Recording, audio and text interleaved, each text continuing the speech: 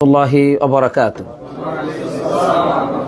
الحمد لله رب العالمين والصلاة والسلام على نبينا محمد وعلى آله وصحبه أجمعين أما بعد. الحمد لله সকল প্রশংসা গুণগান তারিফ একমাত্র আল্লাহ রাব্বুল আলামিনের জন্য, যিনি আমাদেরকে অসংখ্য অগণিত নিয়ামত দিয়েছেন। সবচেয়ে বড় নিয়ামত হচ্ছে নি'মাতুল ইসলাম। আমাদেরকে আল্লাহ তাআলা ইসলাম নামে একটি মহা নিয়ামত দিয়েছেন, যার শুকর আদায় করে আমরা কখনো শেষ করতে পারবো না। তারপরেও আল্লাহ তাআলা শেখানো ভাষায় সকলেই বলছি আলহামদুলিল্লাহ। অতঃপর সালাত এবং সালাম পড়ি আমাদের রাসূলের উপর, যাকে আল্লাহ রাব্বুল আলামিন মনোনীত করেছেন। আল্লাহর পক্ষ থেকে যে ইসলাম মানব জাতির জন্য আল্লাহ তাআলা পছন্দ করেছেন, মনোনীত করেছেন, সেটাকে বুঝিয়ে দেওয়ার জন্য, মানুষের কাছে পৌঁছে দেওয়ার জন্য তাকে আল্লাহ তাআলা প্রেরণ করেছেন, মনোনীত করেছেন। সেই রাসূলের উপর সকলেই পড়ি সাল্লাল্লাহু আলাইহি ওয়াসাল্লাম। সম্মানিত দিনী ভাইয়েরা, আমরা আজকে এই মুহূর্তে মসজিদ নববীর জুমার খুতবার অনুবাদ করব ইনশাআল্লাহ। আপনারা অনেকেই আরবি ভাষায় সেই খুতবা শুনেছেন, অনেকেই আমাদের ফজিলাতুল শেখ ডক্টর হারুনুর রশিদ ওনার কাছে বসে আপনারা খুতবার অনুবাদ শুনেছেন। আলহামদুলিল্লাহ। আপনারা আবার এখন ইসলামী সেন্টারে এসেছেন দিনী আলোচনা শোনার জন্য, জ্ঞানার্জনের জন্য। আমি আজকের খুতবাটি খুবই গুরুত্বপূর্ণ হওয়ায় আপনাদের সামনে আমি এখন অনুবাদ করতে চাচ্ছি। আল্লাহ তাআলা যেন আমাদের সকলকেই খুব মন দিয়ে অনুবাদ শোনার তৌফিক দান করেন। তার আগে আমাকে যেন পরিপূর্ণ ভালোবাসা দিয়ে, আল্লাহ তাআলার প্রতি শ্রদ্ধা রেখে, দিনের প্রতি ভালোবাসা রেখে আমি যেন আজকের খুতবার অনুবাদ আমার মুসলিম ভাই বোনদের জন্য উপহার হিসাবে আমি পেশ করতে পারি। আল্লাহ যেন আমাকে সেই তৌফিক দান করেন, আমিন। আজকের বিষয় হচ্ছে অন্যের হক নষ্ট করার ভয়াবহতা। খুতবা প্রদান করেছেন ফজিলাতুল শেখ হুসাইন বিন আব্দুল আজিজ আলুশ শেখ হাফিজাহুল্লাহ, যিনি মুহাম্মদ বিন আব্দুল ওয়াহাবের বংশধরের একজন অন্যতম আলেম। আলহামদুলিল্লাহ। আজকের তারিখ হচ্ছে 27শে শাওয়াল 1446 হিজরি, 25শে এপ্রিল 2025 ইংরেজি। আমি আপনাদের সামনে খুতবাটিকে মূল পয়েন্টগুলো, কথাগুলো আমি উপস্থাপন করবার চেষ্টা করব ইনশাআল্লাহ। তবে কোনো পয়েন্ট, কোনো বিষয় আমি বাদ দিব না ইনশাআল্লাহ। তবে খুব সহজভাবে আমি আপনাদের সামনে উপস্থাপন করার চেষ্টা করব। আল্লাহ তাআলা যেন আমাকে তৌফিক দান করেন, আমিন। সম্মানিত খতিব সাহেব তিনি এই বিষয়টিকে উপস্থাপন করার আগেই একটি ভূমিকা পেশ করেছেন। প্রথমে আল্লাহ তাআলার প্রশংসা করেছেন, রাসূলুল্লাহ সাল্লাল্লাহু আলাইহি ওয়াসাল্লামের উপর দরুদ পাঠ করেছেন। এরপর আমাদেরকে তিনি আল্লাহর ভয়ের গুরুত্ব প্রদান করেছেন, যে তোমরা আল্লাহ তাআলাকে ভয় করো এবং আল্লাহর সন্তুষ্টির দিকে দ্রুত গতিতে এগিয়ে চলো। এরপর তিনি বললেন যে আল্লাহ তাআলার পক্ষ থেকে অন্যতম একটি তৌফিক বান্দার জন্য হচ্ছে এই, যে একজন বান্দা সে খুবই আগ্রহী হবে, খুবই গুরুত্ব দিবে তার রবের আনুগত্য করার জন্যে। সে তার জীবনে সবচেয়ে বেশি গুরুত্ব দিবে, সবচেয়ে বেশি আগ্রহী হবে সে আল্লাহ তাআলার হক যথাযথভাবে আদায় করার জন্যে। এরপরে সে গুরুত্ব দিবে, প্রাণান্তকর প্রচেষ্টা চালাবে নিজে কোনোভাবেই যেন মানুষের হক সে নষ্ট না করে। তাই সে অন্য কোনো ব্যক্তির উপর, কোনো মানুষের উপর জুলুমে পতিত হওয়া থেকে, জুলুম করা থেকে সে দূরে থাকবে এবং এটার জন্য সে প্রচুর পরিমাণে চেষ্টা করবে। সুবহানাল্লাহ।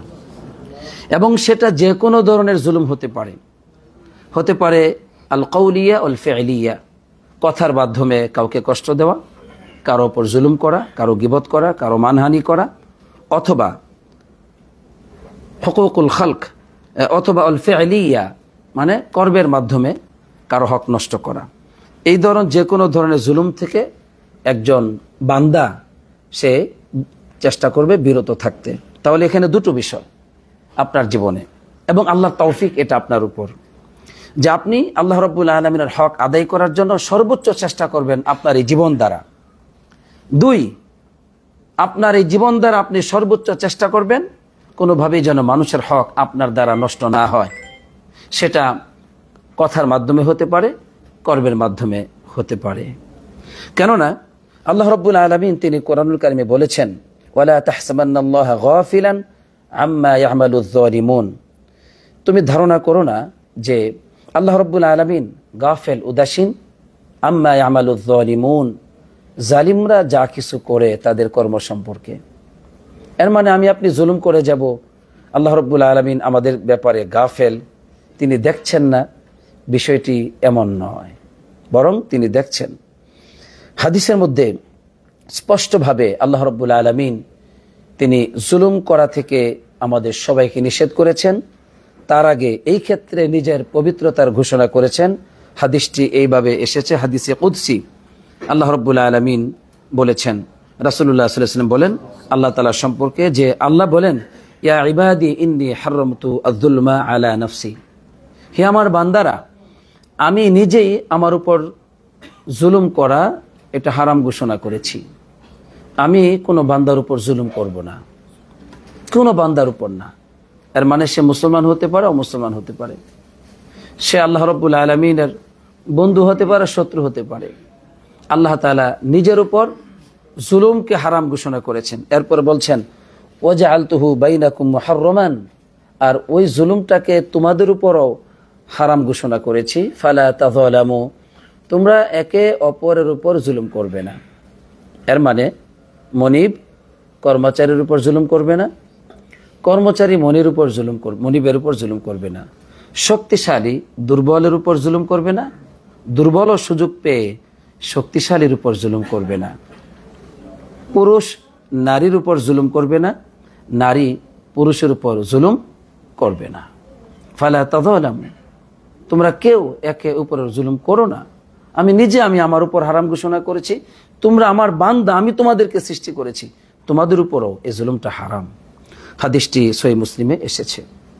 এটা হলো একটি ভূমিকা যা সম্মানিত খতিব সাহেব আমাদেরকে তার মূল বিষয়ে প্রবেশ করার আগে এই ব্যাপারে আমাদেরকে একটি সুন্দর ভূমিকা উপহার দিলেন, আলহামদুলিল্লাহ। এরপরে বলছেন, হে আল্লাহর বান্দারা শোনো, সবচেয়ে ধ্বংসের, সবচেয়ে ক্ষতিগ্রস্ততার বিষয় হচ্ছে এটাই যে অন্যের উপর জুলুম করা, ওয়ান্তিহাকু হুকুকিহিম, অন্যের হককে নষ্ট করা। এটা হচ্ছে আপনার জীবনে, আমার জীবনে সবচেয়ে ভয়াবহ ধ্বংসের ব্যাপার। ক্ষতবিক্ষত হয়ে ধ্বংসস্তূপে পরিণত হয়ে যাবেন। এই কাজ হচ্ছে অন্যের হক নষ্ট করা। এবার আল্লাহ নবী সাল্লাল্লাহু আলাইহি ওয়াসাল্লামের একটি হাদিস তিনি উল্লেখ করে বললেন, ইত্তাকু যুলমা, তোমরা সকলে জুলুমকে ভয় করো, জুলুম থেকে বিরত থাকো। কেন? ফাইন্না যুলমা যুলুমাত ইয়াউমাল কিয়ামা, কিয়ামতের দিন জুলুম আর একটা জুলুম থাকবে না, একটি অন্ধকার আর একটি অন্ধকার থাকবে না, সেটা জুলুমাত, অসংখ্য অগণিত অন্ধকারে সেটা পরিণত হবে। এজন্য আপনি একটি পাপ করেছেন, একটি অন্যায় করেছেন, একজনের হক নষ্ট করেছেন, কিয়ামতের মাঠে ছাড় দেওয়া হবে না, এটা অনেক গুণে আপনার শাস্তি হতে পারে। এজন্য আল্লাহ তাআলা বলেছেন, যারা জাহান্নামে যাবে, ইউদআফ লাহুল আযাবু ইয়াউমাল কিয়ামা, তাদের আযাবকে আল্লাহ তাআলা ক্রমান্বয়ে বৃদ্ধি করতে থাকবেন। জাহান্নামের শাস্তি একরকম থাকবে না, এটা ক্রমান্বয়ে বৃদ্ধি পেতে থাকবে। সুতরাং জুলুম থেকে আমাকে আপনাকে পবিত্র থাকতেই হবে।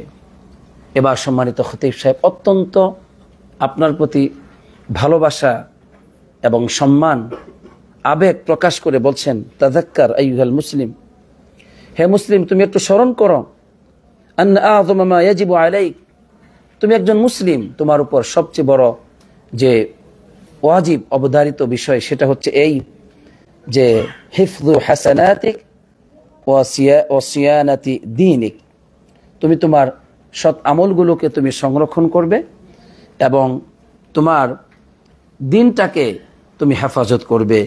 ওই দিনের জন্য ইয়াউমা ইয়াফিরুল মারউ মিন আখি ওয়া উম্মিহি ওয়া আবি ওয়া সাহিবাতিহি ওয়া বানি, যেই দিন একজন মানুষ তার ভাই থেকে পলায়ন করবে, একটি মানুষ তার মা বাপ থেকে সে পালিয়ে যাবে, এবং ওয়া সাহিবাতিহি ওয়া বানি, একজন মানুষ তার স্ত্রী থেকে, সন্তান থেকে পলায়ন করবে।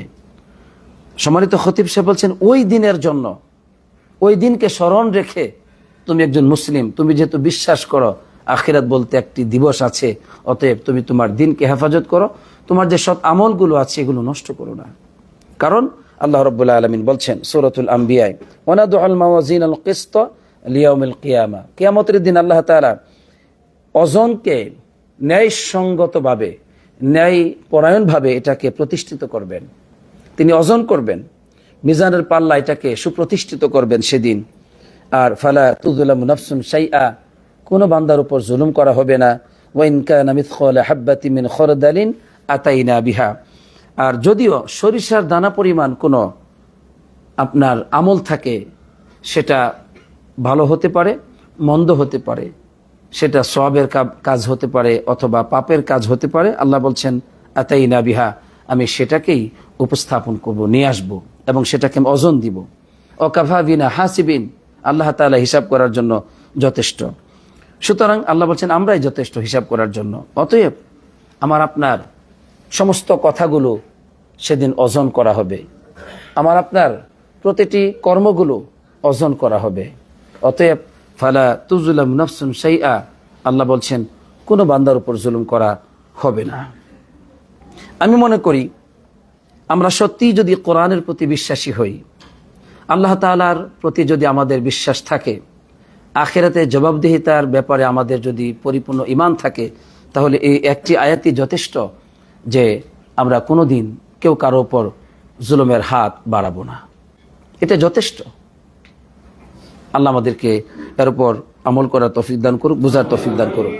এবার সম্মানিত খতিব সাহেব তিনি আরও দুটো হাদিস এতটাই ভয়াবহ তথ্য বহন করে জালিমদের জন্য, যারা মানুষের হক নষ্ট করে তাদের জন্য, যা তিনি উল্লেখ করবেন। তার আগে তিনি বলছেন যে সবচাইতে নিশ্চ বঞ্চিত ক্ষতিগ্রস্ত মানুষ বা সবচাইতে বড় ক্ষতিগ্রস্ত মানুষ যে নাকি দেউলিয়া, নিশ্চ বঞ্চিত, তার কিছুই নেই, এরকম ব্যক্তি হলো ওই ব্যক্তি যে ব্যক্তি আল্লাহ তাআলার পক্ষ থেকে সৎ আমল করার তৌফিক পায়, এরপরে সে কিয়ামতের মাঠে আসে, অসংখ্য মানুষের হক তার মাথায় বহন করে কিয়ামতের মাঠে উপস্থিত হয়। অথচ আল্লাহ রাব্বুল আলামিন তাকে ভালো কাজ করার, আল্লাহর পথে ওয়াল মুসারাহা, দ্রুত গতিতে আনুগত্য করার দিকে সে ছুটে চলেছে, আল্লাহ তাকে তৌফিক দিয়েছেন, সে ভালো ভালো কাজকর্ম করেছে, আল্লাহ তৌফিক দিয়েছেন। কিন্তু এই ভালো কাজের পাশাপাশি সুম্মা ইয়াতি ইয়াউমাল কিয়ামা হামিলান হুকুকান নাস মুতালাব্বিসান বিযুলমিহিম ফাতালাকা, বলছে কিয়ামতের মাঠে আসবে, এভাবে বহন করে আসবে মানুষের হক সে নষ্ট করেছে, এগুলো বহন করে মানুষের প্রতি জুলুম করে সে আসবে, ফাতালাকা, ধ্বংস হয়ে যাবে তখন। অথচ লোকটি অনেক সৎ আমল করেছে। এবং সম্মানিত খতিব সাহেব বলছেন এমনকি তার মধ্যে মানে লিল খয়রাত, অসংখ্য অগণিত কল্যাণের পথে সে ছুটে চলেছে। এবং অল মুসারাহা, মুসারা মানে কি দ্রুত গতিতে ছুটে চলছে একটার পর একটি ভালো কাজ, কিন্তু পাশাপাশি তার মধ্যে রয়েছে মানুষের হক মিশ্রিত জীবন, নাউজুবিল্লাহ। এবার এটাকে সম্মানিত খতিব সাহেব বলছেন এটা হচ্ছে খাসারাতুন কুবরা, সবচেয়ে বড় ধ্বংস, এটা সবচেয়ে বড় ক্ষতিগ্রস্ততা। বুখারীর হাদিস তিনি এসেছেন, এরপরে মুসলিমের হাদিস। বুখারীর হাদিসে কি আছে? আল্লাহ নবী সাল্লাল্লাহু আলাইহি ওয়াসাল্লাম বলছেন মান কানাত লাহু মাযলিমাতুন লিআখিহি মিন ইরদিহি আও শাইইন। মন দিয়ে বুঝতে হবে আমাদের দ্বীনি ভাইদেরকে বলছি, আমি আমাকে প্রথমে বলছি, এরপর আপনাদেরকে বলছি। হাদিসের শব্দগুলোর দিকে একটু লক্ষ্য করুন। যে নাকি জুলুম করেছে, এর মানে তার উপর কিছু হক রয়েছে, সে জুলুম করেছে তার কোনো ভাইয়ের উপর, সেই জুলুমটা মিন ইরদিহি, তার সম্মান মর্যাদার ব্যাপারে হতে পারে, আর কিছু না। হক নষ্ট করি না, টাকা পয়সা লুণ্ঠন করেছে, টাকা ঋণ নিয়ে দেয় নাই, কষ্ট দিয়েছে, এমনটি না। ইরদিহি, সম্মান নষ্ট করেছে। বলছে অমুক ভাই, দূর, লোকটাকে একদম বাজে, ভালো লাগে না, এই সমস্যা, তার এই সমস্যা, এটা সমস্যা, শুধু সম্মান নষ্ট করা। অর্থাৎ আমাদের চরিত্রটা এমন হয়েছে, আমার সামনে যদি কোনো ভাইয়ের প্রশংসা কেউ করে, সাথে সাথে তার কয়েকটা দোষ তার কাছে আমি বলে দিই, ভাই তুমি কার ব্যাপারে প্রশংসা করতেছ, এই সমস্যা, এই সমস্যা, এই সমস্যা, একটি খারাপ ধারণা দিয়ে দিই। আর আমাদেরও চরিত্রটা এত সুন্দর, ফুলের মতো পবিত্র, যে যা বলে তাই সাথে সাথে বিশ্বাস করে নেই। আল্লাহ নবী কত কথা বলেছেন, সেইগুলো বিশ্বাস হয় না, আল্লাহ কত কথা বলেছেন সেগুলো বিশ্বাস হয় না, আল্লাহ আযাব দিবেন। আল্লাহ নবী বলছেন যে কাফা বিল মারই কাদিবান আন ইউহাদ্দিসা বিকুল্লি মা সামিআ, ওই ব্যক্তির জন্য মিথ্যাবাদী হওয়ার জন্য এতটুকু যথেষ্ট, সে যা শুনে তাই বলে। এগুলো আমাদের বিশ্বাস হয় না। যা শুনে তাই বলে সে বলে মিথ্যাবাদী, আল্লাহ নবী বলতেছেন, এটার বিশ্বাস হয় না। কিন্তু তাই নাকি? আরে ইমাম সাহেব মানুষ, বলছিলাম পরহেজগার মানুষ, ভাবছিলাম এত ভালো মানুষ, এত এরকম মনে করেছিলাম। আপনি এত সুন্দর কথা বললেন ভাই, জাযাকাল্লাহ খাইর, এত উপকার করলেন আপনি আমারে, বাহ। এই ফাসিকের কথা আপনি কি বিশ্বাস করলেন? আপনি এর কথা তো মিথ্যাও হতে পারে। তো এই জন্য মিন ইরদিহি, সম্মানের উপর যদি কেউ কোনো জুলুম করে থাকে, আও শাইইন, অথবা যে কোনো ধরনের জুলুম, ফালইয়াতাহাল্লালহু মিনহুল ইয়াউম, আজকেই যেন এটা সমাধান সে করে নেয়। কেন আজকে কেন করতে হবে? কারণ ক্বাবলা আন লা ইয়াকুনা দিনারুন ওয়ালা দিরহাম, ওই যে একটা দিন আছে যেই দিন কোনো দিনার নেই, দিনার নেই, দিরহাম নেই, টাকা পয়সা কিচ্ছু নেই। ইন কানা লাহু আমালুন সালিহ, যদি তার কোনো সৎ আমল থাকে, নামাজ, হজ, যাকাত, দান খয়রাত, ইসলামী সেন্টারে আসা, গরিব দুঃখীদেরকে সেবা করা, মা বাবার সেবা করা, আল্লাহর জন্য যেগুলো করেছে, মানুষকে দেখানোর জন্য যেগুলো করেছে, ওগুলি তো সব বাতিল, শিরিক, ওইটা না, যেটা কনিষ্ঠ নিয়ে করেছে। তো মাজলিমাতিহি, যতটুকু পরিমাণ সে জুলুম করবে, ওই পরিমাণ তার আমলনামা থেকে সেদিন নেওয়া হবে, পরিশোধ করা হবে। ওয়াইল্লাম ইয়াকুন লাহু হাসানাত, যদি তার কোনো, ওয়াইল্লাম তাকুন লাহু হাসানাত, যদি কোনো হাসানাত না থাকে, সব শেষ। তখন উখিযা মিন সাইয়্যাতি সাহিবিহি ফাহমিলা আলাইহি, তখন ওই যে যাকে জুলুম করেছে তার সাইয়্যাত গুলো সে নিজে বহন করবে, আর তার যে হাসানাত আছে এগুলো সব দিয়ে দেওয়া হবে। এখন হাসানাতও নেই, তখন ওই সাইয়্যাত, মাজলুম ব্যক্তির তো কি আছে, সেদিন তার পাপ আছে, ঠিক আছে, তার পাপগুলো সে এখন বহন করবে। নাউজুবিল্লাহ। এখানে কি শেষ? না, পরেরটা শুনেন। আল্লাহ নবী সাল্লাল্লাহু আলাইহি ওয়াসাল্লাম সাহাবায়ে কেরামদেরকে একদিন বললেন, সহিহ মুসলিমে আসছে, আতাদরুনা মাল মুফলিস, তোমরা কি মুফলিস ব্যক্তিকে চিনো? সাহাবাগণ মুফলিস ব্যক্তির, মুফলিসের শাব্দিক অর্থ বর্ণনা করলেন।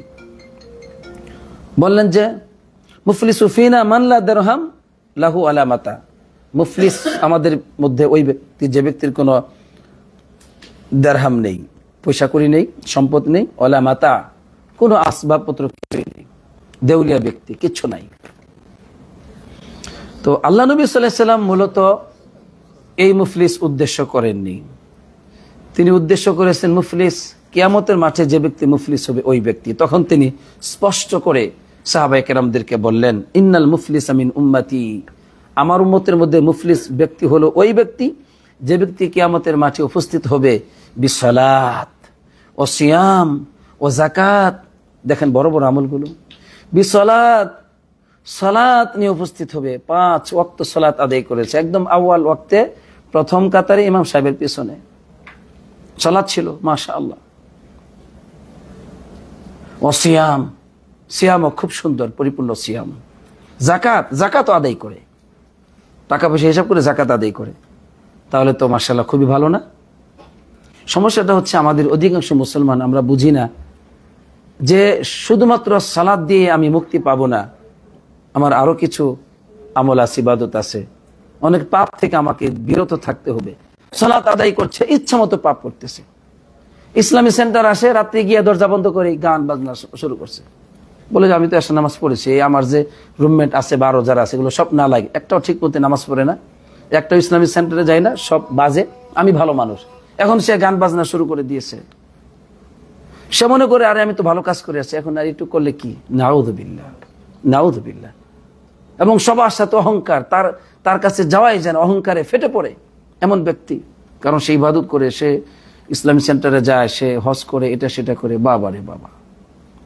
আল্লাহ নবী সাল্লাল্লাহু আলাইহি ওয়াসাল্লাম বলতেছেন এখন যে সালাত ঠিক আছে, যাকাত ঠিক আছে, সিয়াম ঠিক আছে, কিন্তু ওয়ায়াতি ক্বাদ শাতামা হাদা, কোন ব্যক্তিকে সে গালি দিয়েছে, ওয়া কাযাফা হাযা, কাউকে মিথ্যা অপবাদ দিয়েছে, ওয়া আকালা মাল হাদা, কারো মাল খেয়েছে, ঋণ নিয়েছে, দেয় নাই, ব্যবসায়ী লেনদেনে সমস্যা সৃষ্টি করে উল্টাপাল্টা শুরু করে দিয়েছে, ওয়া সাফাকা দামা হাদা, কারো রক্ত জড়িয়েছে, ওয়া যারাবা হাযা, কাউকে মেরেছে, আই বেটা মারে ক্ষমতা।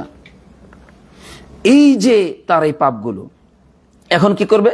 ফায়াতু হাযা মিন হাসানাতিহি ওয়া হাযা মিন হাসানাতিহি, এই ব্যক্তির পাপ তার হাসানাত থেকে দিবে, ওই ব্যক্তির জুলুম এই হাসানাত থেকে দিবে।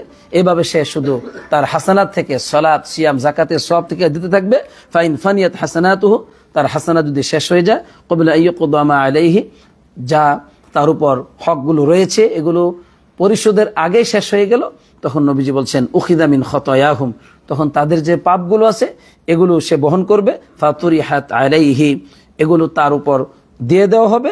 সুম্মা তুরিহা ফিন্নার, এরপরে তাকে এই কারণেই জাহান্নামে নিক্ষেপ করা হবে। নাউজুবিল্লাহ। তার সালাত গেল কোথায়?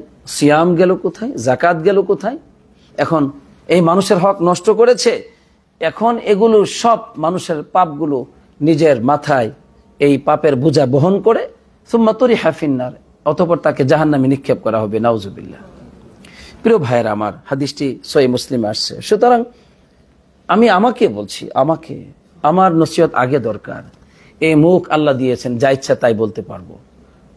এ হাত দিয়েছেন, অনেক কিছু করতে পারবো। পা দিয়েছেন, অনেক পথে চলতে পারবো। কিন্তু একজন আমার রব আছেন, যিনি আল্লাহ, যিনি আমার এই কণ্ঠের মালিক, আমার এই জবানের মালিক, যিনি আমার এই হাত পায়ের মালিক, অঙ্গ প্রত্যঙ্গের মালিক, তিনি আমাকে ছাড়বেন না। একদিন কিন্তু আমাকে মৃত্যুবরণ করতে হবে। সুতরাং মানুষের হক নষ্ট করা উচিত নয়। আপনি যত বড় পরহেজগার ব্যক্তি হন না কেন, নিজেকে দাবি করেন যে আমি অনেক ভালো আছি, ঠিক না, এটা কিচ্ছু হবে না। অনেকে আপনারা ওয়াদা দেন, ওয়াদা ভঙ্গ করেন। ওয়াদা দেন, ওয়াদা যে ভঙ্গ করেন সেটা যদি ওজুর ছাড়া গরিমসি করেন, ওয়াদা ভঙ্গ করেন, এটা হারাম, জায়েজ নাই, জায়েজ নাই এটা।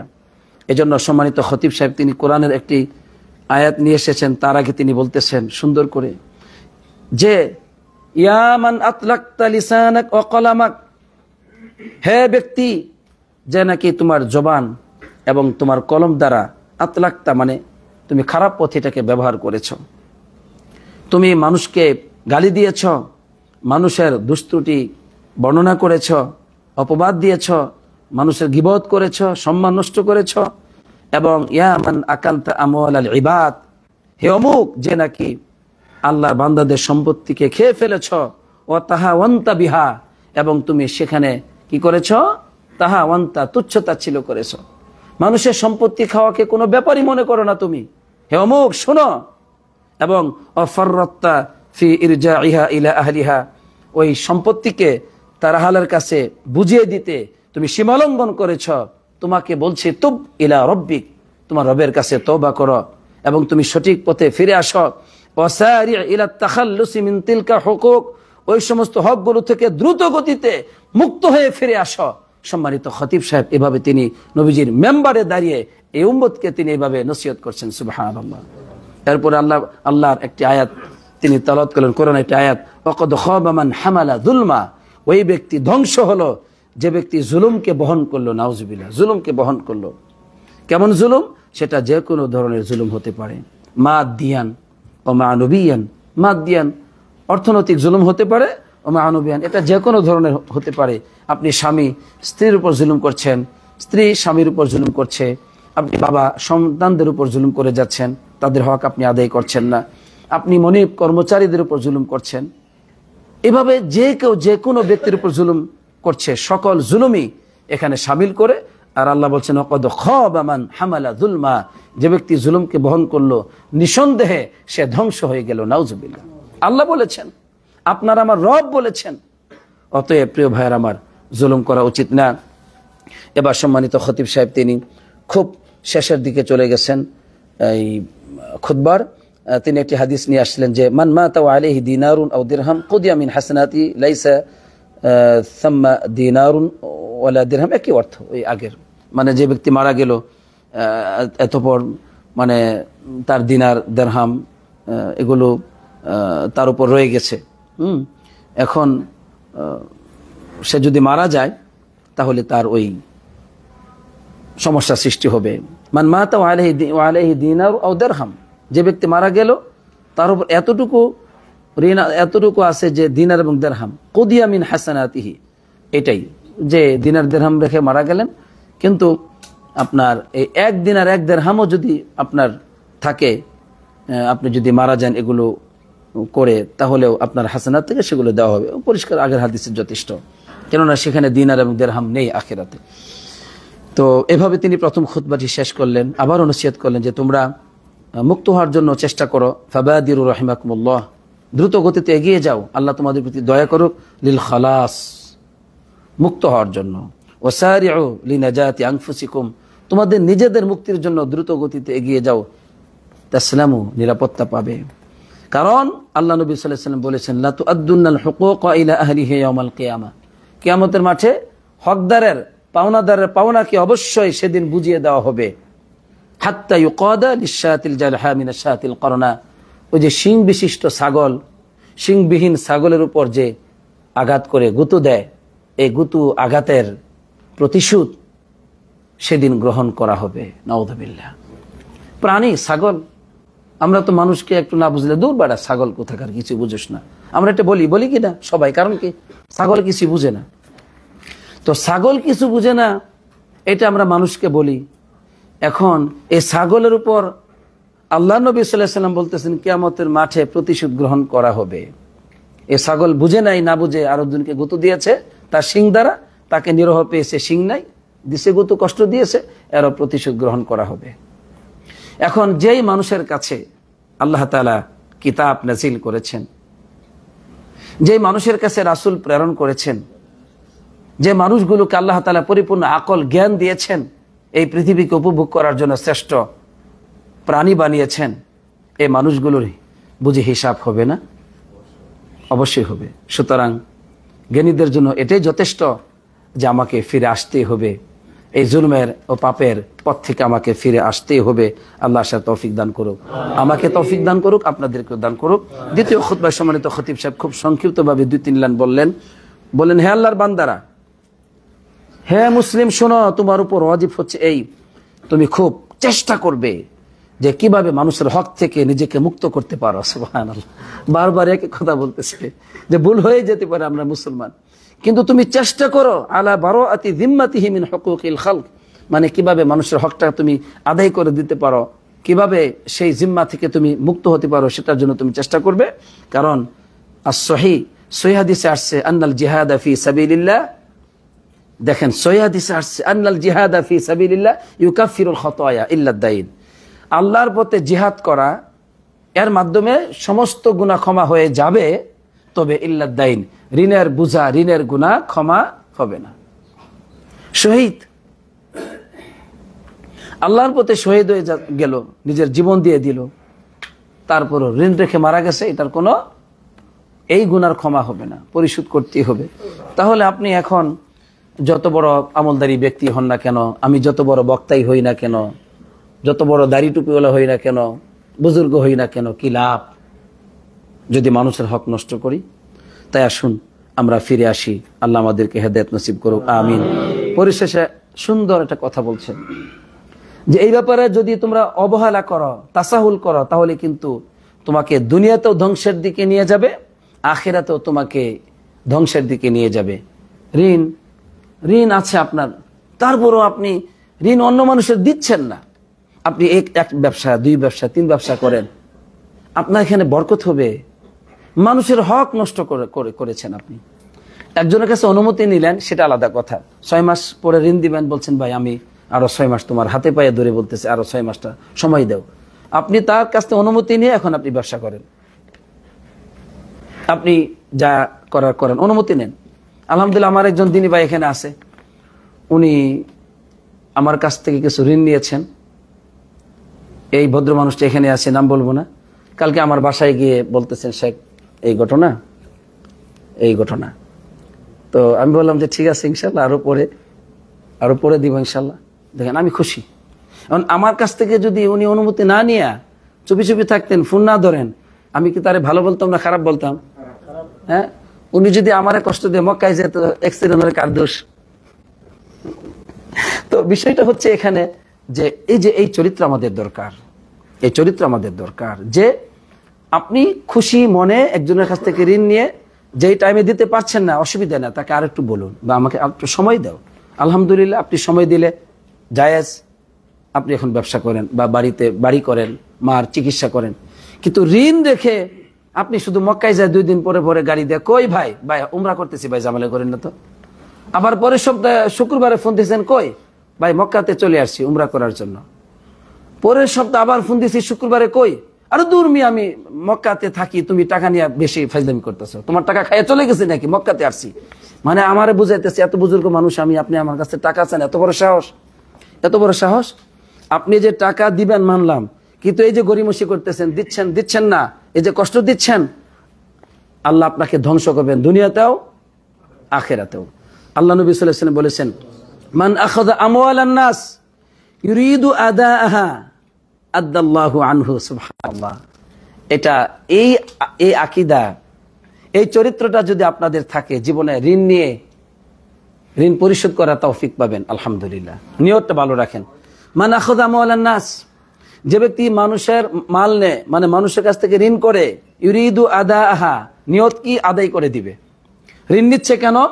নিয়ত, পরিপূর্ণ নিয়ত, আল্লাহ আমাকে তুমি মৃত্যু দিবে না এই ঋণ পরিশোধ করার আগে। সুবহানাল্লাহ। আল্লাহ নবী বলছেন আদাল্লাহু আনহু, আল্লাহ তার পক্ষ থেকে আদায় করে দিবেন। সুবহানাল্লাহ। এর মানে আল্লাহ তাআলা আপনাকে আদায় করার তৌফিক দান করবেন। ইয়া রাব্বি লাকাল হামদ। কত সহজ, কত সহজ আপনার রব আপনাকে ওয়াদা দিচ্ছেন তার নবীর মাধ্যমে। আপনি যতই ঋণ করেন আপনার মার চিকিৎসার জন্য, আপনার অর্থনৈতিক স্বাবলম্বী হওয়ার জন্য, ব্যবসা বাণিজ্য খোলার জন্য, কোনো অসুবিধা নাই, অনুমতি দিয়েছেন, করেন, কিন্তু নিয়ত যেন থাকে আমি আদায় করে দিব, তাহলে আল্লাহ আপনাকে তৌফিক দিবেন। আর ওমান আখাযা ইউরিদু ইতলাফাহা আতলাফাহুল্লাহ, যে ব্যক্তি মানুষের ঋণ নেয় তার উদ্দেশ্য কি? ইতলাফা, ধ্বংস করে ফেলবে, নষ্ট করে ফেলবে, দিবে না।